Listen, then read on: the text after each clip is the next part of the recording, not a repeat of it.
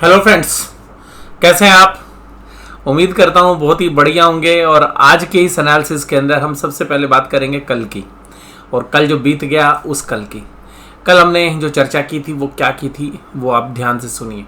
सबसे पहले मैंने कहा था बैंक निफ्टी के बारे में कि बैंक निफ्टी अगर नीचे जाता है 37,100 से लेकर 37,300 400 बहुत अच्छी सपोर्ट है। अगर बाजार नीचे जाएगा तो बहुत अच्छा बाउंस करने की उम्मीद है। हालांकि वो हुआ ही नहीं तो बाजार नीचे गया नहीं। दूसरी बात मैंने आपके साथ बोली थी कि अगर बाजार ऊपर की तरफ जाता है तो बाजार हो सकता है कि 38,300 38,400 की तरफ तक भी जाए। लेकिन मैंने कहा था कि बाजार या तो सेकेंड हाफ के अंदर ही नीचे की तरफ आएगा, लेकिन ऊपरी लेवल पर सस्टेन नहीं करेगा। इसके अलावा एक बात और बोली थी कि जो बहुत लोग ये उम्मीद करके बैठे हैं कि शॉर्ट कवरिंग आएगी, वो नहीं आएगी। रिलीफ रैली की मैंने बात की थी, या तो आज आनी चाहिए थी यानी कि थर्सडे को या कल। तो कुछ चांसेस थे कि अगर बाजार नीचे खुलता तो हम एक रिलीफ रैली उम्मीद करते कि बाजार नीचे जाए और फिर एक रिलीफ रैली दे। वो हुआ ही नहीं जब खुला ही नहीं। तो इसके अलावा मैंने एक और बात आपके साथ बोली थी, वो बड़ी इंपॉर्टेंट है कि बाजार के अंदर निफ्टी 150 पॉइंट प्लस माइनस किसी भी साइड सेट होगा, या तो प्लस या माइनस। बहुत बड़ी आपको जो है तेजी या मंदी नहीं दिखेगी। इसके अलावा निफ्टी के लिए मैंने स्पेशली बोला था कि 200 पॉइंट इधर या उधर, यानी कि 200 पॉइंट प्लस या माइनस। तो आप देख सकते हैं कि निफ्टी कहाँ पे है। तो निफ्टी 112 पॉइंट कमजोरी के साथ बंद हुआ, जबकि बैंक निफ्टी और निफ्टी 16,818 ये मात्र 40 पॉइंट की कमजोरी के साथ बंद हुआ। तो अल्टीमेटली हमारी उम्मीद के हिसाब से ही आज बाजार चला।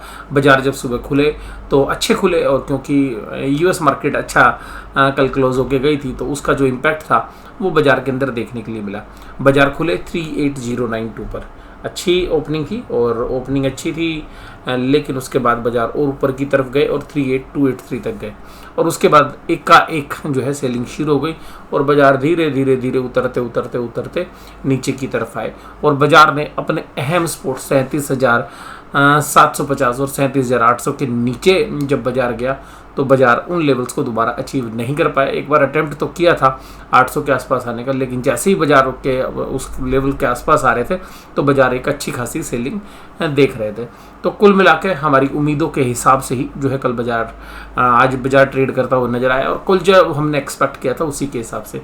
बहुत लोगों को लगा था कि यार डाउ जोन्स में अच्छी तेजी है तो बाजार बहुत तेजी में रहेंगे, लेकिन ऐसा नहीं हुआ। और हमारा जो एक क्लियर व्यू था कि अगर बाजार नीचे घुसते ना तो ये पक्का था कि बहुत अच्छी जो है शॉर्ट कवरिंग होती है, रिलीफ रैली आती, लेकिन बाजार वहाँ गए ही नहीं।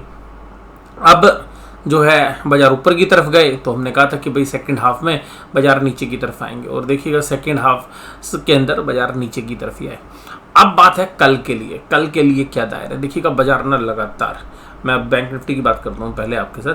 देखिएगा अगर बैंक निफ्टी को अगर आप देखें कैंडल्स वाइज तो 1 2 3 4 5 6 और 7, ये 7 कैंडल लगातार रेड है। और जिस तरीके से बाजार ने पहले बुल्स को फंसाया था, इस बार पिछली बार जब बियर्स को फंसाया था, अब की यार बुल्स को फंसा दिया, और बुल्स को फंसाने में टाइम नहीं लिया। तो बाजार एक तरफा जो है सिंगल साइडेड फॉल करते हुए नजर आए। अब ये जो लेवल्स हैं अहम लेवल्स हैं, यहाँ पर बाजार ने काम किया था। बाजार ऐसा है कि कल क्रेडिट पॉलिसी है। अब बाजार में क्या उम्मीद है, अब ये ध्यान से समझिएगा। मैं जो है क्लियर व्यू जो है रखने की कोशिश करूँगा आपके साथ। मेरा व्यू ये है, पहला व्यू, कि कल क्रेडिट पॉलिसी है। अभी डाउ जोन्स तकरीबन 500 पॉइंट के आसपास की कमजोरी कर रहा है। जो कल तेजी की थी लगभग वो जो है अब माइनस में हो गई है, तो वो लगभग साफ हो गई है। अब अगर हम यहाँ पर बात करें तो आप ये उम्मीद करें कि भाई अगर डाउ जोन्स को इंडिकेशंस लें और डाउ जोन्स इधर ही बंद हो तो बाजार हो सकता है कि गैप डाउन करे। इसके अलावा एक और भी चांसेस है। क्या चांसेस हैं कि जी क्रेडिट पॉलिसी 10 बजे के आसपास जो आएगी उससे पहले बाजार एक नीचे का रिएक्शन दिखाए। अगर ऐसा होता है तो आप ये समझिएगा, मैं वही व्यू रख रहा हूँ कि ये लेवल देखिएगा 37,000।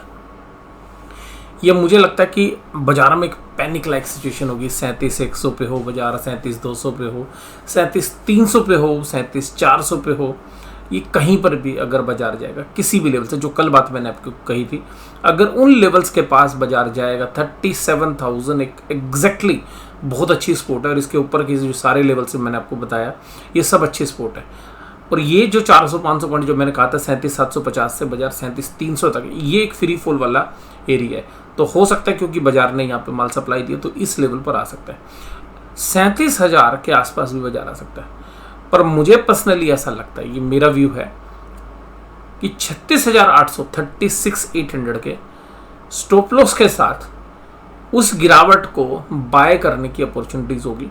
और इंट्राडे बेसिस पर भी और पोजिशनल बेसिस पर भी बाजार एक बार, मुझे ऐसा लगता है कि 37,000 के आसपास जब भी जाएगा, 200-300 पॉइंट भी जाएगा, तो वहाँ से कम 500 से 1000 पॉइंट की एक रैली कर सकता है। जब मैंने पिछले हफ्ते का एनालिसिस आपके साथ किया था, यानी कि इस हफ्ते का, तो मेरे व्यू थे, और आप में से बहुत सारे जो व्यूअर्स हैं उनको हंसी भी आ रही थी। और हंसी किस लिए आ रही थी, क्योंकि जो मेरा व्यू था वो बड़ा मज़ेदार था। और मज़ेदार क्या था, मैंने कहा था कि नेक्स्ट वीक में 1000 पॉइंट से लेके 4000 पॉइंट तक का फॉल आ सकता है। ये मैंने बोला था, 1000 से 4000 पॉइंट तक का फॉल आ सकता है। तो एक व्यूअर ने कहा था कि सर हम बियर्स हो सकते हैं, लेकिन आपने तो हमारे को गधा समझ लिया।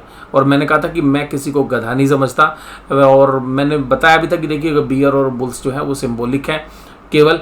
और आज आपके सामने देखिए क्या है, आपको क्या बोला था रिजल्ट एनालिसिस में। आज 4 कैंडल है, सोमवार, मंगलवार, बुधवार और बृहस्पतिवार। 4 दिन के अंदर जब बाजार क्लोज हुए थे तो आप देखिएगा कहाँ पर हुए थे, 39,500 के पास हुए थे। आज बाजार कहाँ पे है, 37,500 के पास। 2000 पॉइंट का फ्री फॉल हो चुका है, और 4 कैंडल, चारों की चारों रेड कैंडल है, राइट। लेकिन अब बाजार के अंदर एक जो फॉल हुआ है, अब ये जो फॉल था इसके अंदर सबसे खास बात यह कि एक्सपायरी से रिलेटेड फॉल भी था। मुझे ऐसा लगता है कि बाजार के अंदर कल अगर डाउनफॉल हो तो वहां पर जिगर के साथ, मतलब थोड़ा सा हिम्मत तो दिखानी पड़ती है क्योंकि जब बाजार गिरता है तो, बट मुझे लगता है कि उस समय पर कॉन्ट्रा व्यू बनता है। 37,100 37,200 के पास बाजार जाएगा तो एक बाउंस बैक की बहुत ही प्रबल संभावना जो है हमें नजर आती है। तो ये मेरे व्यू हैं, लेकिन इसमें भी 36,800 एक स्ट्रिक्ट स्टॉप लॉस होना चाहिए, क्योंकि अगर 36,800 टूट गया तो फिर जो है आपकी पोजीशंस खतरे में आ सकती है। ये मेरे व्यक्तिगत मत है। और अगर बाजार ऊपर की तरफ जाता है तो बाजार कंसोलिडेशन जोन में, अगर 37,750 के ऊपर या इसी के आसपास रहता है तो बाजार एक कंसोलिडेशन जोन में रहेगा। थोड़ी देर ऊपर जाएगा, थोड़ा सा नीचे जाएगा, थोड़ा ऊपर थोड़ा नीचे। बट कल की क्रेडिट पॉलिसी है, एक इवेंट है, तो मुझे ऐसा लगता है कि बाजार एक झटका दे, नीचे की तरफ आए, और नीचे से जब क्रेडिट पॉलिसी आए और अनाउंसमेंट आए कि भाई 50 पैसे जो है रेट इंक्रीज हो गया है, रेपो रेट और reverse repo rate 50 basis point बढ़ गए हैं, और उम्मीद मुझे उतनी है, तो अगर उतना आता है बाजार एक झटका देगा, और झटका देगा नीचे की तरफ। बट मुझे लगता है कि वो झटका एक बाइंग अपॉर्चुनिटीज होगी टेक्निकल पुल बैक के लिए विद स्टॉप लॉस ऑफ 36,800। ये मेरे व्यक्तिगत मत है। और हो सकता है कि कल जब वो शॉर्ट कवरिंग हो तो वो बाजार को 38,200, जो आज की हाई है 38,283, वहाँ तक भी ला सकती है, और उसके भी 100-200 पॉइंट और आगे तक, यानी कि 38,500 तक भी। बट इसका मतलब ये नहीं है कि कल अगर वो होता है तो अगले दिन सोमवार को फिर पोजीशन साथ लेके जानी है। बट वो पोजीशन साथ लेके नहीं जाने का समय है, वो पोजीशन स्क्वेयर ऑफ करके ही जानी है, चाहे आपको उसमें लॉस हो या प्रॉफिट हो। स्टॉप लॉस तो मैंने बता दिया, और उस समय पर लालच नहीं करना है, पोजीशन स्क्वेयर ऑफ करके पैसे लेके जाने हैं, या स्टॉप लॉस कट गया तो स्टॉप लॉस कटवा के जाना है। तो ये मेरे व्यक्तिगत मत हैं, और किस तरीके से ट्रेड की मैं उम्मीद कर रहा हूँ कि कल किस तरीके से हो सकती है। और अगर होगा ऐसा तो हो सकता है कि मैं भी सिमिलर लाइंस के ऊपर काम करूं। तो जब बाजार जिस तरीके से रिएक्ट करता है, कभी कभी हम काउंटर व्यू लेते हैं, और याद करिए जब बाजार ऊपर था टॉप पे भाई, हम तब भी आपके साथ मंदी ही बात कर रहे थे और मैंने कहा था कि एक पर्टिकुलर लेवल था 39,800, उसके ऊपर जब तक बाजार है थोड़ा सा टेक्निकली जो है हमारे को तेज़ी लग रही है। लेकिन जब डबल टॉप बना और दूसरी बार बाजार अपने लाइफ टाइम हाई के आसपास पहुंचा और उसके बाद जब फॉल हुआ तो उसके बाद कंफर्म हो गया था कि बाजार अब सीधा जाएगा नीचे, और मैंने यही आपके साथ जो है चर्चा की थी। तो कुल मिलाकर बहुत ही सेटिस्फैक्ट्री जो है मुझे लगा, आप क्योंकि जो हमने वीकेंड पे भी जो एनालिसिस किया था वो भी मुझे लगता है कि काफ़ी सेटिस्फैक्ट्री रहा और काफ़ी मैंने उसकी एक्सप्लेनेशन भी आपको दी थी। और यहाँ पर अगर हम निफ्टी की बात करें तो ये जो लेवल्स हैं 16,818, इसके नीचे अगर आप देखेंगे तो वो लेवल बनता है 16,700।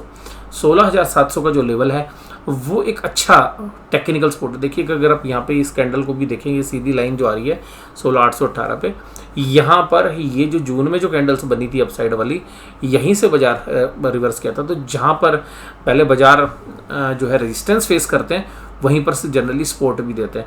इसी तरीके से अगर यहाँ पर भी आप देखें कि जुलाई अगस्त के बीच में, तो यहाँ पे 5 कैंडल्स ने निफ्टी में काम किया था जो 16,700 से पलट गई थी, और उसके बाद जब 16,700 के बाद ब्रेकआउट दिया था तो बाजार ने 16,700 के ब्रेकआउट के बाद लगातार जो है आप देखिएगा कि 1,000 से भी ज़्यादा पॉइंट की तेज़ी की थी। तो आप ये समझ सकते हैं कि ये जब लेवल था, इस लेवल के बाद फिर देखिएगा सीधा स्ट्रेट आपको राइज मिला था। तो ये जो पॉइंट है 16,700, ये एक सपोर्ट का काम करेगा। अब सपोर्ट क्यों हो जाती है ये भी मैं आज आपके साथ डिस्कस करता हूँ कि ऐसा क्या होता है कि यार ये टेक्निकल सपोर्ट आ जाती है, टेक्निकल बाउंस बैक आ जाता है। मैं आज उस टेक्निकल बाउंस बैक के बारे में आपके साथ बात करता हूँ कि बहुत बार आपने सुना होगा टेक्निकल बाउंस बैक आता है, टेक्निकल बाउंस बैक आता है, लेकिन ये टेक्निकल बाउंस बैक का रीज़न क्या है ये कोई आपको नहीं बताता। वो रीज़न मैं बताता हूँ आज आपको। देखिएगा क्या होता है, एज ए इन्वेस्टर, जो इन्वेस्टर कम्युनिटी है वो शेयर्स खरीदने के लिए तब जाती है। मान लीजिएगा मेरे पास ही, मैं जब शेयर्स खरीदता हूँ तो मैं भी एक लॉजिक लगाता हूँ कि यार अगर टीसीएस का शेयर, जैसे आज टीसीएस का शेयर 3,000 के नीचे क्लोज हुआ है और एक दिन पहले भी हुआ था, वहाँ से देखिएगा उसने बाउंस किया था, तो मेरे दिमाग में एक बात आती है कि अगर मैं एफएनओ का ट्रेडर हूँ तो मुझे लगता है कि यार 2,800 रुपये के ऊपर अगर ये शेयर मिल जाए तो वहाँ पर 30 रुपये की ऑप्शन लिख रही है, 2,800 के ऊपर मैं एक पुट राइट कर देता हूँ 150 शेयर की 2,800 रुपये के भाव में, और 2,770 रुपये का भाव मुझे पड़ेगा अगर वो भाव आ गया। तो अगर महीने की एक्सपायरी होगी वहाँ तक अगर वो पैसे मेरे पास आ गए, मतलब शेयर्स आ गए, मतलब प्राइस आ गया, तो वो शेयर्स मुझे 150 रुपये के 150 शेयर्स का जो लॉट है वो मुझे मिलेगा 2,800 रुपये के भाव से, और 30 रुपये मैं पहले ले चुका हूँ तो मुझे मिलेगा 2,770 रुपये के भाव से। तो मेरे लिए एक विन विन सिचुएशन है। तो क्योंकि प्राइस नज़दीक आ गया, जो लोग एफएनओ में ट्रेड नहीं करते वो कैश में काम करते हैं, तो उनको लगता है कि यार ये जो 3,000 के नीचे आया है ये टीसीएस काफ़ी अच्छी गिरावट दे चुका है, तो यहाँ पर एक बाय बनता है। तो इस तरीके की जो सोच रखने वाले जो लॉन्ग टर्म इन्वेस्टर्स भी हैं और जो लोग टेक्निकल पुल बैक के लिए भी खेलते हैं, यानी कि स्विंग के लिए भी, वो ये सोच के चलते हैं कि अगर ये गिर भी गया ना तो यार इसमें रिस्क रिवार्ड हमारे फेवर में है, रिस्क का ज़्यादा है नहीं। इसी तरीके से देखिएगा आप कुछ और शेयर्स की बात करता हूँ, जैसे मान लीजिएगा जस्ट फॉर एग्जांपल, मैं कोई बाय के लिए नहीं आपको रिकमेंड कर रहा, जैसे कोटक महिंद्रा का शेयर है। तो अगर आप कोटक महिंद्रा का देखेंगे तो आप ये देखेंगे कि कोटक महिंद्रा का ये 1765 रुपये का भाव है, ये 2020 में भी आया था और 2020 में 2100 के ऊपर भी, 2100 के आसपास भी शायद ये गया था, और 2020 के अंदर जब पुल बैक हुआ था तो मुझे याद है कि कोटक महिंद्रा बैंक की बैंक निफ्टी के अंदर सबसे ज़्यादा स्ट्रेंथ दिखाता था, और 1-1.5 महीने तो इसने सांस ही नहीं लिया था। और अगर उन लेवल्स को देखें तो यार ऐसा लगेगा यार कोटक महिंद्रा बैंक अब 1765 रुपये है, तो चलो अगर ये 1700 कल मान लो 40 या 30 आता है तो क्यों ना इसके अंदर एक बाइंग की जाए, क्योंकि यहाँ पर आपको फंडामेंटली भी सही वैल्यू मिल रही है। इसी तरीके से आप HDFC बैंक को भी देखेंगे तो आपको लगेगा यार ये 1380 रुपये का भाव आ गया है और ये अभी 1600 रुपये के 1500 रुपये के आसपास था, और एक हफ्ते में तकरीबन 100 रुपये के आसपास की गिरावट दे चुका है पिछले 5 दिनों में। तो यहाँ पर कुछ ना कुछ बाय कर लिया जाए। तो ये जो इन्वेस्टर्स हैं, जो लंबे समय के निवेशक हैं, जो वैल्यू पिकिंग करते हैं, जो लोग शॉर्ट टर्म में ट्रेड करते हैं, उनको पता है कि यार थोड़े दिन बाद HDFC बैंक आ ही जाएगा 40-50 रुपये और तब उस समय पर निकल जाएंगे, अभी थोड़ा सा मूड माहौल ख़राब है। तो इस तरीके से जब सोच रखते हैं और इसी तरीके से आप सोचेंगे बजाज फाइनेंस के बारे में या ऐसे शेयर्स जिनमें अभी वीकनेस रही और जो हैवी वेट है, या मान लीजिएगा जैसे टाटा स्टील यहाँ पे स्क्रीन पे हालांकि अभी नज़र आ रहा है, मान लीजिएगा मेरा ही जो व्यू है वो ये है कि अगर टाटा स्टील मुझे 85 रुपये के आसपास मिलेगा तो मैं इसको खरीद लूँगा। तो अल्टीमेटली जब बाजार मंदा होता है तो इस तरीके की सोच रखने वाले लोग शेयर्स ले लेते हैं, अपने पोर्टफोलियो में रख लेते हैं। तो उसकी वजह से इमीडिएटली 1 दिन का, 1.5 दिन का, 2 दिन का एक रिलीफ आ जाता है मार्केट में और एक मार्केट एक पुल बैक करती है, जिसको हम बोलते हैं टेक्निकल पुल बैक। एक अच्छी गिरावट के बाद टेक्निकल पुल बैक, या हम इसको बोलते हैं एक रिलीफ रैली। उसके बाद अगर हालात सुधर जाते हैं तो वो फुल ऑफ बाइंग आ जाती है, अगर हालात नहीं सुधरते हैं तो बाजार दोबारा से नीचे आ जाता है। तो ये रीजन होता है टेक्निकल पुल बैक का। मुझे उम्मीद है कि आपको समझ में आ गया होगा। और क्यों होता है टेक्निकल पुल बैक, ये तो मैंने आज आपको बता ही दिया।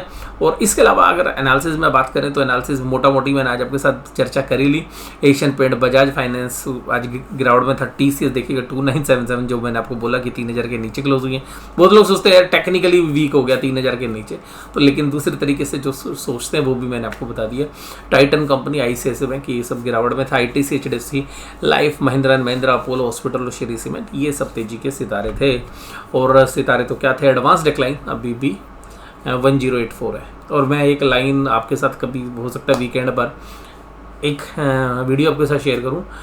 अगला महीना किस सेक्टर के लिए सबसे ज़्यादा खतरनाक है, मुझे अगले सेक्टर या एक सेगमेंट मुझे कहाँ वीकनेस लग रही है, इसलिए हफ्ते के अंत में इंतज़ार करिए, मैं इसके बारे में एक वीडियो आपके साथ शेयर करता हुआ नजर आऊँगा। अभी एक चीज़ और बताता हूँ कि क्रूड ऑयल के ऊपर जो ओपेक कंट्रीज़ हैं वो डिसाइड कर रही हैं कि अपनी प्रोडक्शन कट कर दें, तो जिसकी वजह से ब्रेंट क्रूड के प्राइस और जो WTI क्रूड्स हैं उनके प्राइस ऊपर की तरफ है। ये एक न्यूज़ अपडेट मैं आपको दे देता हूँ। इसके अलावा देखिएगा ONGC, Hindalco, Apollo, SDFC life, ITC, doctor Reddy's, ये सब तेजी में थे। ONGC को देख के कभी कभी ना ऐसा लगता है कि यार 3.35% चला, और जब हम बात कर रहे हैं ना कि भाई जो मेजर कंट्रीब्यूटर वहाँ है ही नहीं। मुझे याद है कि जब हम ट्रेड करते थे 2006-07 के आसपास, तो ONGC का वेट होता था, ये टॉप 10 शेयर्स के अंदर मार्केट कैपिटलाइजेशन होती थी इसकी। लेकिन देखिएगा क्या समय बदलता है, तो टॉप 10 शेयर्स की श्रेणी में से आज ONGC बाहर है। और 3.35% चलने के बावजूद भी आप देखिएगा जो मेन गेनर्स हैं उनकी लिस्ट में नहीं है, जो जिन्होंने इंडेक्स को आज ऊपर किया है। तो कभी कभी थोड़ा सा अच्छा नहीं लगता कि भाई हमारी एक दिग्गज कंपनी, हमारी सरकारी कंपनी इस तरीके से जो है काम कर रही है और इसने रिटर्न्स भी नहीं दिए। मान लीजिएगा लॉन्ग टर्म में अब किसी ने कोल इंडिया रखा हो या ONGC रखा हो तो वेल्थ ही डिस्ट्रॉय हुई है। ये लोग बताते नहीं आपको कोई भी, बट मैं आपको बता रहा हूँ कि भाई वेल्थ डिस्ट्रॉय भी होती है और अच्छे शेयर्स हैं, जबकि ये प्रॉफिट मेकिंग कंपनीज है सब, लेकिन वैल्यूशंस कभी कभी इतने रीच हो जाते हैं और बाद में अच्छा करने के बावजूद भी नहीं चलते और फिर अप एंड डाउन रहते हैं और क्रूड ऑयल के प्राइस बहुत नीचे की तरफ आ गए। आप इसमें जाके जो है ONGC के बारे में आप डिटेल में जो है देख भी सकते हैं, जो स्टॉक मार्केट से रिलेटेड वेबसाइट्स हैं वहाँ पे। एशियन पेंट्स में आज 5% की कमजोरी थी। टेक महिंद्रा, हीरो मोटोको, बजाज ऑटो, ये सब कमजोरी में थे। तो निफ्टी बैंक के बारे में तो खुल के मैंने चर्चा कर ही लिया। मैंने तो आपके साथ जो मैं खुद सोचता हूँ जिस ट्रेड के बारे में वो भी आपके साथ डिस्कस कर लिया। AU स्मॉल फाइनेंस बैंक, बंधन bank, axis bank, IDFC first bank, bank of Baroda, ये तेजी में था। Kotak Mahindra, HDFC bank, ICICI bank, SBI। और बहुत सारे व्यूअर्स कह रहे हैं सर एक IDFC फर्स्ट बैंक पे भी एक वीडियो हम बनाइएगा, तो कोशिश करेंगे अगर वीकेंड में समय मिलेगा तो IDFC फर्स्ट बैंक के ऊपर भी एक वीडियो आपके साथ शेयर करेंगे। तो Kotak Mahindra bank, HDFC bank, ICICI bank और SBI ये सब कमजोरी के साथ थे। इसके अलावा AU स्मॉल फाइनेंस बैंक, बंधन बैंक, IDFC फर्स्ट बैंक, ये सब तेजी में थे। ये तो बात ही हो गई। आज देखिएगा FIIs कहाँ पे मूड बना के बैठे थे। आज मैं आपको एक बात बोलूँ ना, HNI इन्वेस्टर्स को ना DIs ने बचा लिया। FIIs की भाई साहब सेल देखो आप, 1 2 3 4 5 6 और मोटा मोटी की जो सेल है ना इसके टोटल फिगर आप लगाओगे इससे ज़्यादा तो यही है।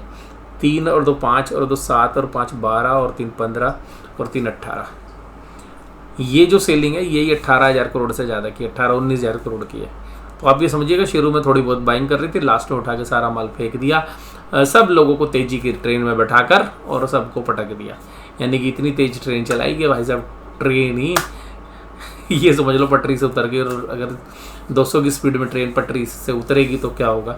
यही हुआ है बिल्कुल। मैंने कहा आपको पीछे एग्जांपल भी दिया था कि मैंने कहा 2 मंजिल से चढ़ा के अगर आप बाजार को गिराओगे ना तो हाथ पैर टूटेंगे। जिस आदमी को आप चढ़ाओगे और उसको 2 मंजिल से फेंक दोगे, हाथ पैर टूटेंगे, थोड़े दिन में इलाज हो जाएगा, ठीक हो जाएगा। लेकिन आप उसको 2 की जगह ना 10 मंजिल पर चढ़ाओ या 5 मंजिल पे चढ़ाओ और वहाँ से फेंकोगे ना तो वो बचेगा नहीं। बाजार ने यही किया इस बार, और ये FIIs जो है उसके कल्प्रिट्स हैं। FIIs ने क्या किया भाई, पहले सबको ऊपर चढ़ाया, सब ऊपर चढ़ाए क्योंकि हम इंडिया है भाई। मैं तो बोलता हूँ हमारी जो ट्रेडर्स हैं भाई वो तो हाई सेट हो रही है। इसके अलावा इंडिया के अंदर एक माइंड सेट रहता है भाई, इन्वेस्टर बहुत कम लोग हैं नॉर्मली, जो है सट्टेबाजी लोग हैं, यानी कि ट्रेडर्स हैं या इवन जो इन्वेस्टर है वो भी सट्टेबाज है। क्योंकि जो इन्वेस्टमेंट करते हैं उसमें लॉन्ग टर्म वाले या बहुत पकड़ के रखने वाले बहुत ही कम लोग हैं, मोस्टली ट्रेडर्स ही हैं। और जो खुद को इन्वेस्टर कहते हैं वो भी मोस्टली ट्रेडर्स हैं। तो वहाँ पर क्या हुआ, पहले उनको सबको ऊपर लेके आए तो सट्टा खिलाया भाई। और जब तेजी हुई तो भाई सब टीवी वालों ने बोला टेक्निकल स्पोर्ट है, टेक्निकल ब्रेकआउट भाई आ जा खरीद ले, टेक्निकल ब्रेकआउट खरीद ले। हम लोग यहाँ पे कहते कहते पागल हो गए भाई। बाजार ना रिस्की है, बाजार से डरने की जरूरत है, बाजार से देख के डर लगता है, इन लेवल को देख के डर लगता है। आप कहते थे सर कि डर रहे हो, यहाँ पैसे बनने लग रहे हैं। उन सबको ऊपर की ट्रेन में चढ़ाया, 200 की स्पीड पे ट्रेन चलाई और आगे से भैया पटरी ही गायब, ठीक है जी। और सीधी ट्रेन खाई में गिरी है। अब ये देख लो, ये खाई है वो जिसमें गिरी है। ये कैसे, मतलब डिसिप्लिन इन्वेस्टमेंट में क्यों जरूरी है आप समझिए। ये देखिएगा निफ्टी के अंदर ये हालत है, बैंक निफ्टी में ये हालत है, और अगला शिकार कौन होगा वो मैं आपको बताऊंगा सैटरडे या संडे में। अगर समय मिलेगा तो वीडियो आपके साथ शेयर करूंगा। अब आज की डेटा बाकी है नहीं, पुट कॉल रेशो भी है नहीं कुछ भी। ये देखिए 29,100 पे काम कर रहा है अभी, तकरीबन 500 पॉइंट गिरावट दिखा चुका है। ब्रांड क्रूड देखिएगा $89 पर पहुंच गया, तो ये भी एक बार रिस्क हो रहा है हमारे लिए। अब उधर से डॉलर इंडेक्स बढ़ा हुआ है, उधर से 81.5 के ऊपर जो है डॉलर चला गया है, 81.50 पे। ऑप्शंस के जो डेटा है वो भी कुछ ज़्यादा है नहीं। पुट राइटर जो है 17,000 के ऊपर पुट लिख रहे हैं, 16,800 पे पुट लिख रहे हैं, 17,000 कॉन्ट्रैक्ट है, स्पोर्ट है, और 16,700 पे 10,000 है, बट अभी कुछ डेटा है नहीं। और कॉल राइटर्स हैं 17,000 के ऊपर, जहाँ पे 50,000, तो ये तो एक रेजिस्टेंस लग रहा है। ये 17,000 का तो रेजिस्टेंस पहले दिन ही खड़ा कर दिया इन्होंने। उसके बाद अगर बैंक निफ्टी में देखें तो 38,000 के ऊपर 27,000 कॉन्ट्रैक्ट लिखे गए हैं, और 37,500 पे 22,000 कॉन्ट्रैक्ट नए लिखे गए हैं। तो कुल मिलाकर दोनों बराबरी की जो है बात है, अभी ज़्यादा डेटा है नहीं। और आज की चर्चा बस यहीं पे समाप्त करते हैं। आपने कहा था सर थोड़ी छोटी वीडियो बनाया करो, आज 21 मिनट में ख़त्म कर दी। कल परसों 2-3 दिन से जो है 30 मिनट के आसपास चल रही थी। बताइए वीडियो कैसी लगी। और अभी फिर एक शॉर्ट में बता दूं क्या लगता है मुझे ऐसा लगता है कि भाई अगर बाजार नीचे जाए ना, भूल के भी ना, ओवर सोल्ड बाजार है, शॉर्ट मत मार देना। अगर शॉर्ट मारने की हिम्मत है और मार भी रहे हो तो भाई स्टॉप लॉस जरूर लगा लेना। बाजार अगर रिकवरी देगा ना, बड़ी फास्ट रिकवरी देगा, और बाजार को और गिरना होगा तो भी ध्यान रखना कि अगर आपने बाइंग कर ली है, क्योंकि मुझे बाइंग की उम्मीद लग रही है कि नीचे जाए, अभी नहीं करनी इन लेवल पे, नीचे आए ना ऐसे निफ्टी 100-150 पॉइंट, मतलब अगर 17,700 के आसपास अगर बाजार जाए तो वहाँ पर बाइंग बनती है निफ्टी में। और बैंक निफ्टी में कहाँ बनती है, 37,100, 200 जहाँ से भी पुल बैक करे। और स्टॉप लॉस जरूर रखिएगा भाई 36,800 का। अगर फ्री फॉल होगा तो 36,800 के बाद बचेगा नहीं बाजार। तो दोनों प्रोबेबिलिटी है, लेकिन मुझे लग रहा है यार भाई अभी क्या बाजार गिर बहुत चुका है, बाजार एक बार रिलीफ देने की उम्मीद है, और उम्मीद कल ही है मुझे, ठीक है जी, कल ही उम्मीद है। आप अगर डाउ जोन्स बहुत ज़्यादा हो गया, बहुत नेगेटिव हो गया, बात अलग है। कल क्रेडिट पॉलिसी की अनाउंसमेंट आएगी, उससे पहले नेगेटिव माहौल, और फिर वो रेट बढ़ेंगे तो और नेगेटिव कर देंगे। तो भाई अगर सच में ही कोई बहुत बड़ा क्रेडिट पॉलिसी में नेगेटिव आ गया तो 36,800 का स्टॉप लॉस कट जाएगा।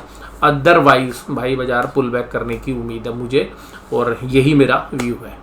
और ऊपर की तरफ बाजार जाएगा तो बाजार नीचे आएगा, इस बात की भी कोई वो नहीं है, बस बाजार कंसोलिडेट कर सकता है।